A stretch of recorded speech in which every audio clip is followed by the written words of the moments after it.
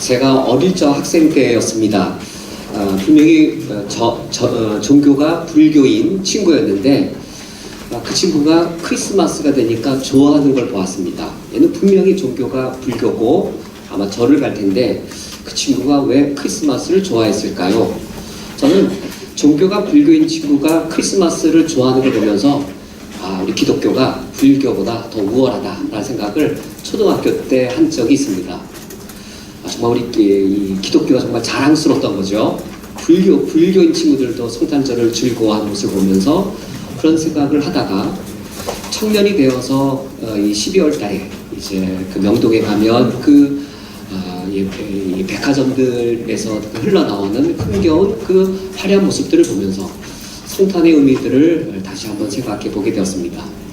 명동의 그 롯데백화점, 신세계 백화점 그 주변에 화려한 모습들을 보면서 이것이 성탄인가를, 이것이 성탄의 기쁨인가를 다시 한번 돌아볼 때가 제 청년 때였는데, 제가 어제 NECK의 다른 컨그리게이션 분들은 어떻게 성탄절을 예배드리는지 둘러보면서 다시 한번 생각해 보게 되었습니다. 예수님의 탄생의 성격을 우리가 오늘 말씀을 통해 살펴보고자 합니다. 예수님의 탄생은 과연 어떤 것일까요? 12월 25일이 되어지면 종교가 불교인 사람들도 즐거워하고 또 백화점이 또 성탄절을 기다리는 그런 기다림들이 있는데, 그분들의 마음속에는 예수님의 탄생에 대한 성격을 바르게 알아서 기뻐하거나 즐거워하는 것과는 무관할 것입니다. 우리가 예수님의 탄생을 즐거워한다라고 하는 것에는 근본이 예수님의 탄생의 성격과 관련되어지게 되어집니다. 그리고 오늘 마태복음 2장의 본문을 통해서 세 가지의 물음을 보기를 원하는데, 첫 번째가 그러면 누가 태어나신 것인가? 두 번째는 그 예수님의 탄생 소식을 들었을 때에 어떠한 사건들이 벌어졌는가? 세 번째는 그렇게 태어나신 분에게 합당한 우리의 반응은 무엇인가? 란 세 가지의 물음을 통해서 예수님의 탄생의 성격을 우리가 살펴보고자 합니다. 첫 번째 물음은 이겁니다. 누가 태어나신 것인가 하는 겁니다. 동방박사 세 사람이 이제 헤롯 왕에게 찾아갑니다. 예루살렘의 궁궐을 찾아간 거죠. 그리고는 이렇게 묻습니다. 유대인의 왕으로 나시니가 어디 계시냐? 우리가 동방에서 그의 별을 보고 그에게 경배하러 왔노라 라는 이 동방박사들의 말을 보면 누가 태어나신 것이죠? 유대인의 왕으로 나신 이 예수님의 탄생의 성격을 보여주는 아주 중요한 첫 번째 사실입니다. 누가 태어난 것인가? 유대인의 왕으로 나시니, 유대인의 왕으로 어떤 한 아기가 태어난 일이었습니다. 동방에 있는 먼 곳에 하늘을 바라보면서 점을 쳤던 박사들이 먼 길을 오면서 이제 기대감을 가졌을 겁니다. 예루살렘에 가면 어떤 일이 있을 거라고 기대했을까요? 유대인의 왕으로 어떤 아기가 태어났을 때 유대인의 수도인 예루살렘에 가면 어떤 일이 벌어질 거라고 연상했을까요? 축제의 분위기일까요? 조용할까요? 대단히 축제의 분위기가 일어나서 유대인들이 즐거워하고 기뻐하고 유대인의 왕으로 한 아기가 태어났다라고 즐거워했을 터인데, 그런데 세 명의 동방박사들은 충격적이었습니다. 너무 그 모습이 충격적이었습니다. 막상 도착한 예루살렘 조용했습니다. 그래서 어디로 찾아간 거죠? 당연히 유대인의 왕으로 될 이가 태어난다면 어디에 태어날까요? 당연히 왕궁에서 태어날 것이기 때문에 헤롯 왕이 거하는 헤롯 궁으로 가서 유대인의 왕으로 태어나신 이가 어디 계시냐라고 물었던 것이었습니다. 이 첫 번째 사실, 예수님의 탄생의 성격의 첫 번째 아주 중요한 사실은 유대인의 왕으로 태어나셨다는 그 사실입니다. 두 번째는 그러면 유대인의 왕으로 태어나신 이 소식이 기쁜 소식이었을까요? 기쁘지 않은 소식이었을까요? 라는 겁니다. 예수님의 탄생 소식을 동방박사들이 전해줬을 때 무슨 사건이 일어났는가 하는 겁니다. 헤롯 궁궐에 가서 동방박사들이 유대인의 왕으로 나신 이가 어디 계시뇨? 라고 물었을 때에 그 말을 듣고 사람들이 기뻐했는지 아니면 다른 반응을 보였는지, 어떤 반응을 보였지요? 우리가 오늘 성경을 읽은 말씀에 헤롯 왕과 온 예루살렘이 듣고 기뻐하니라가 아니라 소동하니라였습니다.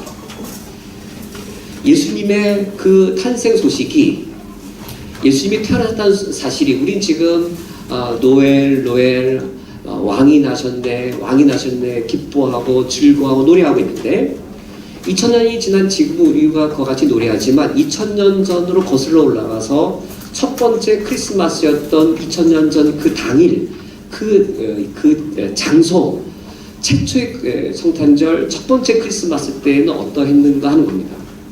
유대인의 왕으로 예수님이 태어나셨다라는 소식을 사람들이 들었을 때에 반응은 두 가지인 것이죠.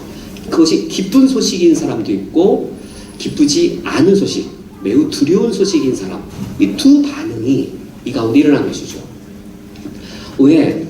이 헤로드 왕과 온 예루살렘의 권력자들에게는 이 유대인의 왕으로 예수님이 태어났다는 사실을 들었을 때 그들이 기뻐한 것이 아니라 소동했을까요? 이것이 예수님의 탄생의 성격을 보여주는 일입니다. 유대인의 왕으로 예수님이 태어났다는 사실이 예수님의 탄생의 성격을 보여줄 뿐만 아니라 그 소식이 누군가에게는 대단히 기쁜 소식이었지만 누군가에게는 그들이 소동이 될 만큼 두렵고 그리고 무서운 사실이었습니다. 왜 소동했을까요? 그 당시 유대인의 왕이 누구죠? 헤롯 왕이 유대인의 왕입니다. 헤롯 왕이 유대인의 왕인데 그 당시 유대인의 왕이었던 헤롯 왕에게 가서 묻는 거예요. 유대인의 왕으로 나시니까 어디 계시냐라고 물으니 당연히 소동이 일어날 수밖에 없는 것이죠. 예수님의 탄생의 성격, 어떤 성격입니까? 무엇이 불가피하죠? 충돌이 불가피합니다. 무엇이 충돌이 불가피합니까? 하나님의 나라와 헤롯 나라의 충돌은 불가피한 것이었습니다. 헤롯이 다스리는 유대인의 나라, 헤롯 왕의 통치는 악한 통치였습니다. 정의를 어그러뜨리고 그리고 무자비하고 잔혹한 헤롯의 악한 통치가 있는 헤롯의 나라와 참된 유대인의 왕으로 오신 예수님을 통한 하나님의 나라는 같은 나라가 아니고 병존할 수 있는 나라도 아니고 충돌을 피할 수 없는 정면 충돌한 것이 불가피한 것이었습니다. 그래서 예수님이 태어나자마자 첫 번째 크리스마스 날은 우리가 지금처럼 즐거워하고 또 우리가 기뻐하고 우리 이제는 노래하며 이 평화를 마음껏 누릴 수 있지만 첫 번째 크리스마스 그 당일은 그렇지 않았습니다. 예수님께서 태어나신다는 소식을 들었을 때 헤롯은 즉각 음모를 마음속에 품습니다. 그래서 동방 박사들에게 묻습니다. 너희들이 그 아기가 어디 있는지 알면 나에게 와서 곧바로 알려달라. 예수님의 탄생 소식을 듣자마자 헤롯 왕은 무슨 음모를 꾸민 것이죠? 살해 음모를 꾸밉니다. 그러나 천사들의 이 고지를 통해서 동방 박사들은 헤롯 왕에게 가지 않고 곧바로 떠나가게 됩니다. 그것을 안 후 헤롯 왕은 베들레헴 인근에 있는 2살 이하의 어린아이들을 다 살해합니다. 예수님이 이 땅에 태어나셨을 때 예수님의 탄생의 성격은 이처럼 헤롯의 나라와 예수님을 통한 하나님 나라의 충돌을 피할 수 없었고, 그렇기 때문에 헤롯은 예수님이 태어날 때부터 살해 음모를 꾸몄고 예수님은 살해 음모 속에서 예수님이 태어나신 것이었습니다. 실제로 베들레헴 인근에 수많은 아기들이 살해되었고 예수님은 그래서 태어나자마자 애굽으로 도피하셔야 했습니다. 이처럼 살해 음모 속에 태어나시고 헤롯이 수없이 많은 아기들을 죽이는, 그래서 곳곳에 슬픔에 통곡하는 어머니들의 음성들이 많았어요. 예수님의 탄생 소식은 기쁜 소식이어서 기쁜 일들, 아름다운 일들, 즐거운 일들, 잔치소리 이런 것이 울려 퍼진 것이 아니라 2000년 전으로 돌아가서 첫 번째 크리스마스 그 날을 보면 베들레헴 주변에 곡하는 어머니들의 눈물과 아픔들이 많았고, 예수님을 죽이고자 하는 헤롯 왕의 음모 때문에 예수님은 이 애굽으로 도피하여야 했습니다. 이것이 예수님의 탄생의 성격을 보여주는 것입니다. 예수님은 그 이후에 그러면 어떤 삶을 사셨나요? 애굽으로 도피한 이후에 예수님의 일생은 그 이후에는 평강한 삶이었는가? 아니면 살해 음모 속에 들어오신 예수님의 마지막 생애는 십자가에서 죽임을 당하는 것이었는가? 예수님은 살해 음모 속에 죽임을 당하기 위해 이 땅에 오셨고, 예수님의 삶 자체는 우리의 구원을 이루기 위해 예수님 십자가에 죽임을 당하셔야 했습니다. 예수님께서 왜 그러면 그렇게 살해 음모 속에 음모가 있는 이 땅에 오신 것인가? 예수님의 탄생은 과연 무엇을 목적으로 이 땅에 오신 것인가? 예수님의 이 땅에 오신 것이 헤롯 나라와 하나님 나라의 충돌을 피할 수 없는 것이라면 굳이 예수님이 왜 이 땅에 오신 것인가? 우리가 읽은 본문 앞에 마태복음 1장에서 천사가 요셉에게 이런 말을 합니다. 너 아내 마리아가 지금 처녀이지만 성령으로 잉태하였는데 아기를 낳으리니 그 이름을 예수로 하라. 이는 그가 자기 백성을 그들의 죄에서 구원할 자이심이라. 여기 그들의 죄를 헤롯 왕의 악한 통치라고 넣어 읽으면 한 예가 되는 것이죠. 장차 아기를 내 아내가 낳으면 예수라고 이름을 부르되, 그 예수는 자기 백성을 헤롯 왕의 악한 통치로부터 구해낼 자요. 헤롯은 정의를 모르는 자요, 헤롯은 무자비한 자요. 그래서 헤롯 왕 밑에서 하나님 백성인 유대인들이 엄청난 억압과 착취를 겪어야 했습니다. 그렇게 헤롯 왕의 악한 통치로부터 예수 그리스도는 그들을 구원해내어 자기 백성을 구원해내어 하나님의 나라를 세우시고 하나님 백성을 세우시기 위해 오셨던 것이죠. 그렇다면 이 헤롯 왕이 누구일까요? 헤롯 왕, 그것이 무엇일까요? 2000년이 지난 지금 나의 헤롯 왕은 누구일까요? 2000년이 지난 지금 우리도 동일하게 예수님의 탄생을 즐거워 기뻐하는데 나에게 헤롯 왕은 무엇일까요? 예수님은 나를 구원하기 위해 오셨습니다. 헤롯 왕의 악한 통치, 죄 지배로부터 있는 하나님의 백성들을 구원하기 위해 오셨는데 나의 헤롯 왕이 누구일까요? 나의 헤롯 왕은 이제껏 나로 하여금 헛된 삶의 목적을 추구하도록 나를 지배했던 것들입니다. 나로 하여금 살아가되 악한 목적을 알면서도 그것을 위해 살아가도록 날 지배했던 악한 목적들입니다. 그래서 이 땅을 살아가도록 나로 하여금 내 인생을 허비하며 살아가도록 만들었던 것들이 나의 헤롯 왕들인 것이죠. 어떤 사람들에게는 그 헤롯 왕이 쿠웨이트에 와서 성공하는 것이 헤롯 왕일 수도 있을 것이고, 어떤 분들에게는 그 헤롯 왕이 돈을 많이 벌어서 부를 쌓는 것이 나의 헤롯 왕일 수도 있는 것이죠. 그 나의 헤롯 왕 밑에 살아갈 때에 우리는 헛된 목적을 추구하며 살았고, 때로는 악한 목적까지 의도하기도 했습니다. 한 삶을 살고 났을 때 그것은 헤롯 왕의 악한 통치 때문에 내 인생을 허비하는 것에 불과했습니다. 이렇게 헤롯 왕과 같은 그 악한 그 통치를 받을 때 나는 단지 나를 위해 사는 것이었는데, 단지 나를 위해 산다고 하는 것은 때로는 내가 나를 위해 사는 것이 이웃을 해치는 것이었습니다. 나는 이웃을 해친 적이 없다라고 말하는 것보다 내가 나를 위해 살 때 그건 당연히 이웃을 해치는 삶이에요.